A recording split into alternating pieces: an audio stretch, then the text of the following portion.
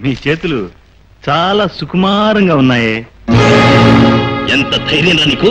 అదేమిటి సార్, ఎంత ధైర్యం లేకపోతే ఇలాంటి పనులన్నీ ఎలా చేయాలి? మాకు వాక్ స్వాతంత్రం ఉందండి. వీడిని ఇంట్రాగేషన్ సెల్లోకి తీసుకెళ్ళండి. కంగ్రాచులేషన్స్ మిస్ శోభా. ఈ గొప్ప నాది కాదు సార్, సిబిఐ ఆఫీసర్ విజయ్ తెలివితేటలు ధైర్య సాహసాలే దీనికి కారణం. Then convey my hearty congratulations to him also. తప్పకుండా సార్.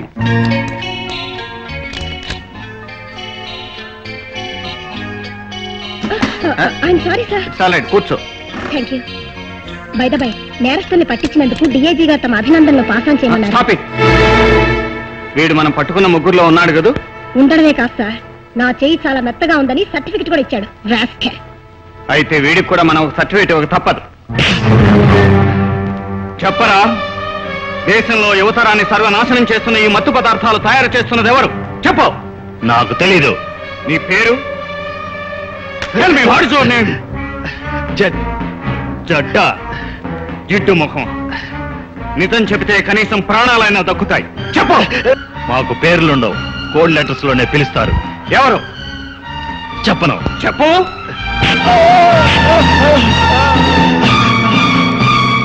అతను స్పృహ తప్పినట్టున్నాడు. హాస్పిటల్లో జాయిన్ చేసి డిశ్చార్జ్ కాగానే ఫోన్ చేయి. Yes sir.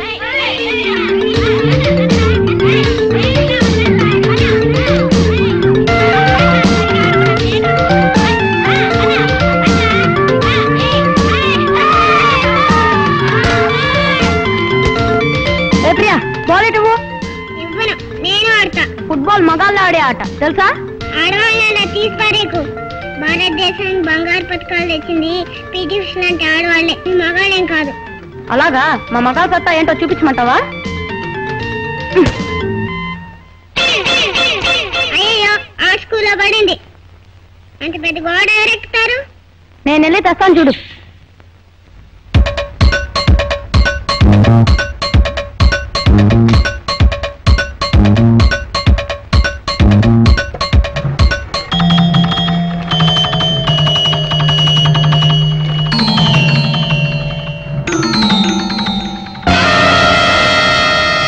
ఉన్నావా?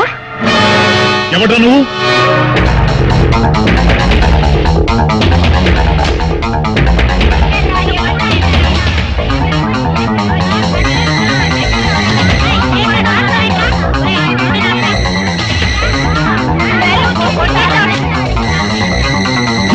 చెప్పేది హ్యాక్ సార్. నన్ను చూడగానే నువ్వు బతుకున్నావని వాడంటే నేను విన్నా. డోంట్ బి సిలీ ఐసే. ఎవడో ఆకతాయి కుర్రాడన్న మాటలకు అంత విలువిస్తావు ఎందుకు? Forget about it.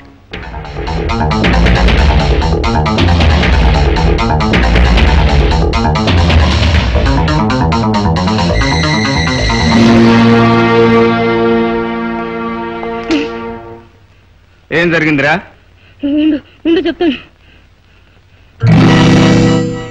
వాడు బతికే ఉన్నా నాన్న.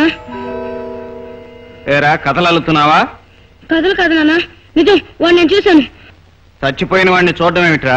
అది కాదు నాన్న, వాడు నిజంగానే ఉన్నాడు ఆ స్కూల్లో. నోరు మూస్తావా, ఒకటి వడ్డించమంటావా? వాడు చెప్పిన మాట మాత్రం ఎందుకు కొట్టేయాలి బాబు? నువ్వు కూడా ఏమిటమ్మా? అతను పోలీసుల కళ్ళ ముందే చనిపోయాడు. మనుషులు పోలిన మనుషులు ఎందరో ఉంటారు. ఆ మాత్రం నాకు తెలియదు అనుకుంటున్నావా?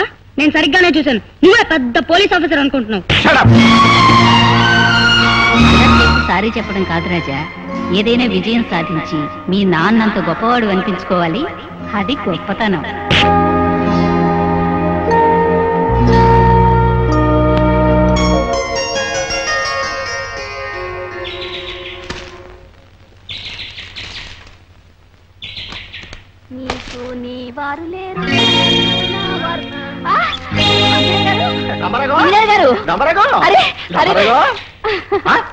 ఇప్పుడు నీ బోటు నీ వీటికే ఉంది. అరే, మీ బోటు మీ ప్లాట్కే ఉంది. ఇప్పుడు పేపర్లు కూడా మార్చలా. అయితే రాజాబాబు ఇంట్లో లేడన్నమాట. ఇప్పుడు పదండి పదండి. విజయ్ సార్, రాజాబాబు వీటిలో ఇల్లియా ఉన్నాడే. ఎవరి బోర్డులు వాళ్ళ ఇంటికే ఉంటేను, ఎవరి పేపర్లు వాళ్ళ చేతుల్లోనే ఉంటేను. నాకు డౌట్ వచ్చింది. రాజా, బాబు, రాజా కనపట్టలేదు.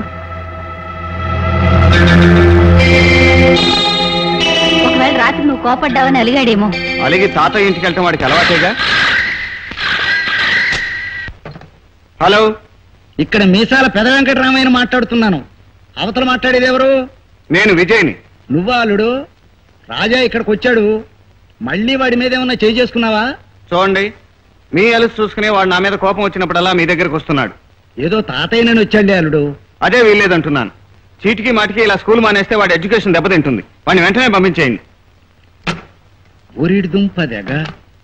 అల్లుడు కోపంగా ఫోన్ పెట్టేశాడు. వీడేదో పెద్ద రాద్ధాంతం చేసి వచ్చి ఉంటాడు. ఒరే రంగయ్య. అయ్యా.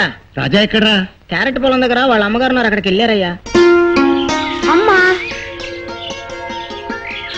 రాజు, అమ్మా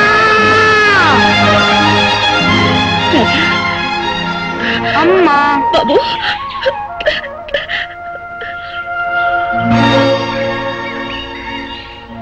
నువ్వు అమ్మ కోసం రాలేదు కదా? నాన్న మీద కోపంతో వచ్చావు అవునా? లేదమ్మా, నీకోసమే వచ్చాను. నువ్వు అబద్ధం చెప్తున్నా. నీ నాన్న కొట్టిన దెబ్బ నిజం చెప్తుందిరా. అమ్మా రాజా. జ్యోతమ్మా, రైలుకి టైం అవుతుంది. క్యారెట్ దుంపలు బస్తాలకి ఎక్కించి నన్ను పంపించమ్మా. అలాగే వెంకయ్య. చూడు రాజా, నేను ఒక గంటలో వచ్చేస్తాను. నువ్వు తాతయ్య దగ్గరికి వెళ్ళు. అలాగే అమ్మా.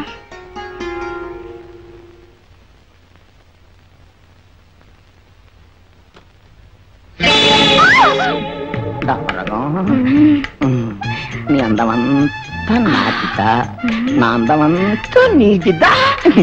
డమరకం అన్న తిరుమా మురిగన్ అప్ప ఇల్లే శివుండి చేతుల డమరకం ఇల్లే. ఆ డమరకం నీవుదా. డమరకం గట్టిగా అరవకు పొన్ను. నాకు మగవాళ్ళంటే అసహ్యమని, నీకు ఆడవాళ్ళంటే అసహ్యమని మనిద్దరం బిల్డప్లు ఇచ్చుకున్నాం కదా. మనిద్దరి తలుపులు తెరుచుకొని మధ్య తలుపులు తీర్చుకుంటున్నావు కదా. ఇప్పుడు ఆ విజయ కొడుకు ఆ రాజాగాడు కళ్ళలో పడిందనుకో. ఆంటీ కళ్ళలో పడితే సాంబార్లో ఇడ్లీ పోటీ పిసింగినట్టు పిసింగుతాడు.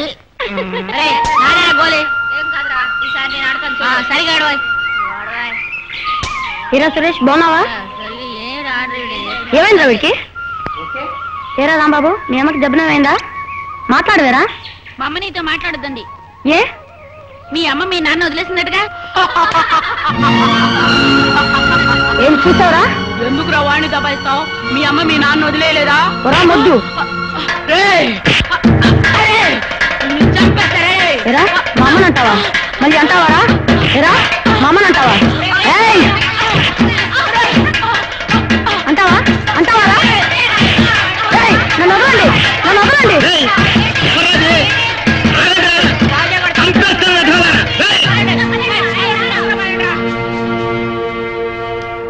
తాతయ్య, దెబ్బలేమన్నా తగిలియా? తాతయ్య, అసలు అమ్మా నాన్న ఎందుకు విడిపోయారు? చెబుతాను బాబు. ఎప్పటికైనా మీ అమ్మా నాన్నలను కలపాల్సిన వాడివి నువ్వి. ఒకనాడు మీ అమ్మా నాన్నలు ప్రేమ వివాహం చేసుకుని ఒకటయ్యారు.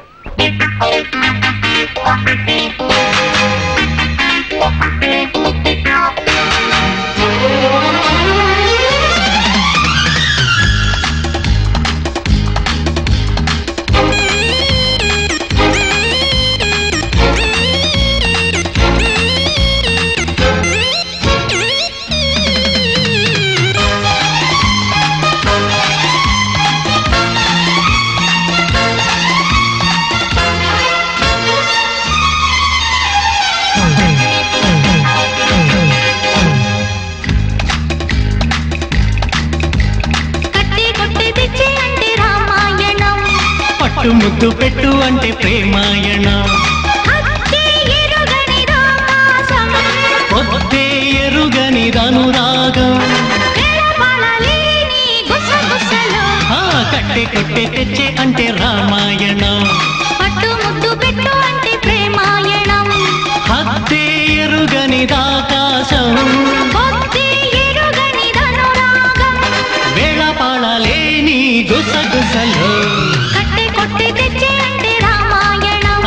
పట్టు ముద్దు పెట్టు అంటే ప్రేమాయణం.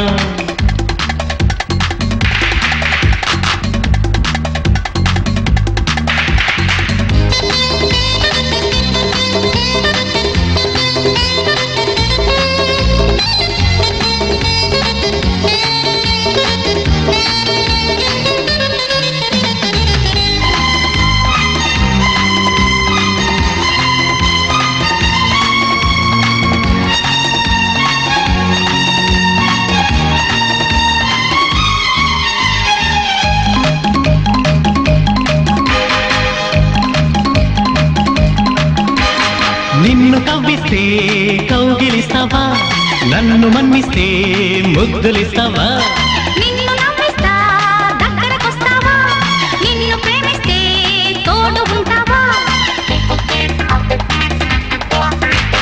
నిన్ను కవ్విస్తే కౌగిలిస్తావా నన్ను మన్నిస్తే ముద్దులిస్తావా నిన్ను నవ్విస్తా దగ్గరకొస్తావా నిన్ను ప్రేమిస్తే తోడు ఉంటావా నా పేరే ప్రేమ నా ఊరే ప్రేమ ముందు వెనక కింద మీద ప్రేమ ప్రేమ ప్రేమ ప్రేమ కట్టె కొట్టి తెచ్చే అంటే రామాయణం పట్టు ముద్దు పెట్టు అంటే ప్రేమాయణం హద్దే ఎరుగనిదాకాశం పొద్దే ఎరుగనిదనురాగం వేళపాళలేని గుసగుసలు ఆహా, కట్టె కొట్టే తెచ్చే అంటే రామాయణ పట్టు ముద్దు పెట్టు అంటే ప్రేమాయణం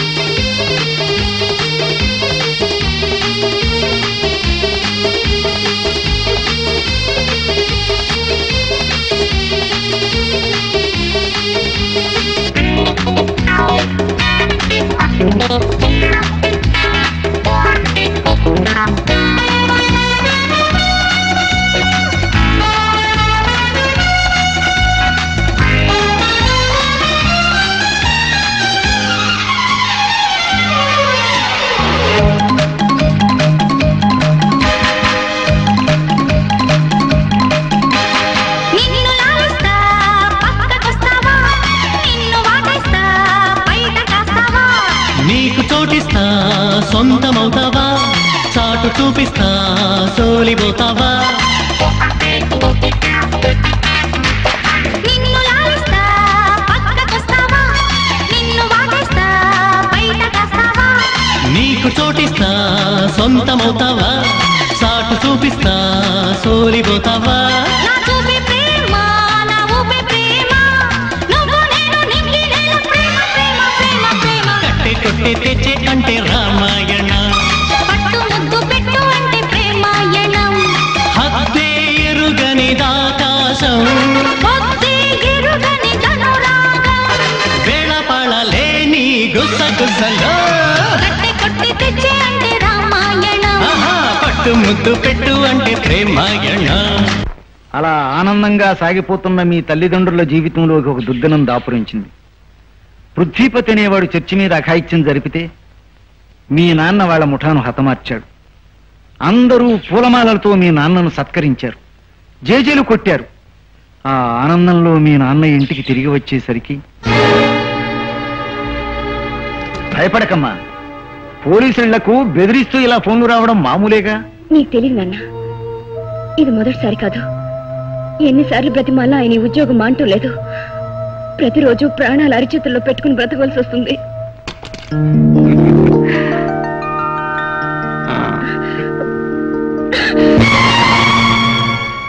జ్యోతి, ఏమిటి నువ్వు చేసిన పని? కోప్పడకల్లుడు, ఇందులో దాని తప్పేమీ లేదు. తన మనుషుల్ని నువ్వు చంపామన్న కోపంతో ఆ పృథ్వీపతి నీ కుటుంబాన్ని సర్వనాశనం చేస్తానని బెదిరిస్తూ ఇప్పుడే ఫోన్ చేశాడు. అలాగా, నేను వాడి కోసమే ఎదురు చూస్తున్నాను. నా కన్న తండ్రి రక్తం చెందిన నేల సాక్షిగా, ఆయన శవం తగలబడిపోయిన రుద్రభూమి సాక్షిగా వాడి అంతు చూడటమే నా జీవిత లక్ష్యం. నేను లేకుండా ఫోన్ చేసిన పిరికిరతం ఎక్కడున్నాడో చెప్పాడా? అదే ఆగిపోయావే నాన్న, అడ్రస్ తెలిస్తే చెప్పు. ఆయన బ్రతుకుతున్నది భార్య బిడ్డల కోసం కాదు, పగ తీర్చుకోవడమే ఆయన ధ్యేయం. అందుకోసం మేమేమైపోయినా ఆయనకి లెక్కలేదు. జ్యోతి, ప్రతి చిన్న విషయానికి ఎందుకు ఇలా రాద్ధాంతం చేస్తావు?